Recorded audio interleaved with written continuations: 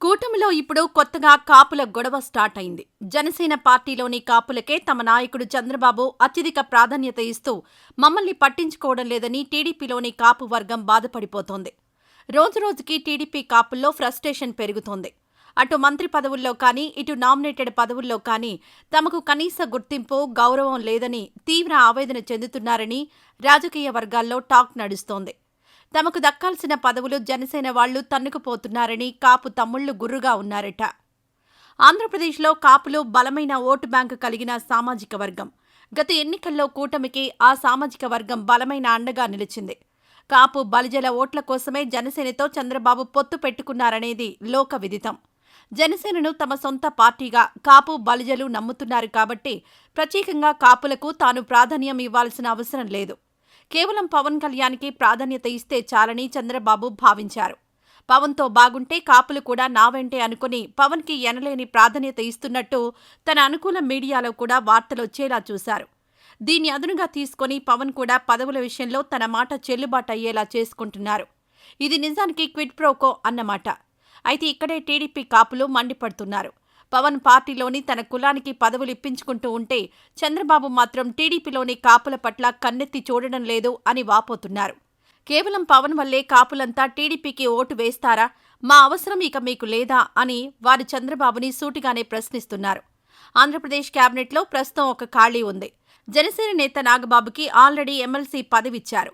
తర్వాత మంత్రి పదవే అన్న ప్రచారం జరుగుతోంది.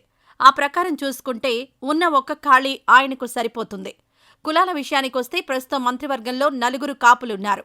జనసేన నుంచి డిప్యూటీ సీఎం పవన్ కళ్యాణ్, మంత్రి కందుల దుర్గేష్, అలాగే తెలుగుదేశం తరపున మంత్రులు నారాయణ, నిమ్మల రామానాయుడు ఆ కోటాలో ప్రాతినిధ్యం వహిస్తున్నారు. ఇక నాగబాబుకు కూడా మంత్రి పదవి ఇచ్చేస్తే మొత్తం కేబినెట్లో 5 కాపు మంత్రులు, వారిలో 3 జనసేన వారు, అందులోనూ 2 అన్నా తమ్ముళ్లు. మరోవైపు చంద్రబాబు మాత్రం 2 కాపులకు మాత్రమే మంత్రి పదవులిచ్చారు. దీన్ని బట్టి కాపులకు చంద్రబాబు ఆలోచన విధానం ఏంటో అర్థం చేసుకోవచ్చు. ఇక్కడే టీడీపీ కాపులు మండిపడుతున్నారు. కనీసం నామినేటెడ్ పోస్టుల్లో కూడా న్యాయం జరగలేదని వాళ్లు వాపోతున్నారు. మొన్న 4 సలహాదారుల్ని తీసుకుంటే వాళ్లలో 2 కమ్మ, 1 రెడ్డి, మరొకరు కేరళకు చెందిన వారున్నారు. ఒక్క కాపు లేడు. పవన్ కళ్యాణ్తో చంద్రబాబు దోస్తీ సాగినంతకాలం తమకు టీడీపీలో భవిష్యత్ ఉండదని కాపులు భావిస్తున్నారు. కాపు వర్గానికి చెందిన నిమ్మకాయల చినరాజప్ప, జగంపేట ఎమ్మెల్యే జ్యోతుల నెహ్రూ మంత్రి పదవిపై ఆశలు పెట్టుకున్నా కేవలం జనసేన కోటా వల్లే వారికి ఆ పదవులు దక్కలేదని అంటారు. టీడీపీలో కాపులకు జరుగుతున్న అన్యాయంపై చంద్రబాబుని ప్రశ్నిస్తే కూటమిలో ఉన్నాం, సర్దుకుపోవాలి అనే సమాధానం ఆయన నుండి వస్తుందట. ఇలా కూటమి పేరుతో కాపు కోటా మొత్తాన్ని జనసేన తన్నుకుపోతే చివరికి తెలుగుదేశం పార్టీలో మనం త్యాగరాజులుగా మిగిలిపోవాల్సి వస్తుందన్న చర్చ కాపుల్లో సాగుతోంది అని చెప్పుకుంటున్నారు. ఇదే విషయంపై ఆ మధ్య కడప బలిజల సమావేశంలో బహిరంగంగానే తమ అసంతృప్తిని వ్యక్తం చేశారు కూడా. తమ కోపాన్ని వారంతా జనసేన కాపు వర్గంపై చూపించడంతో ప్రస్తుతం కూటమిలో టీడీపీ కాపులు వర్సెస్ జనసేన కాపులు అన్న చందంగా పరిస్థితి తయారైంది.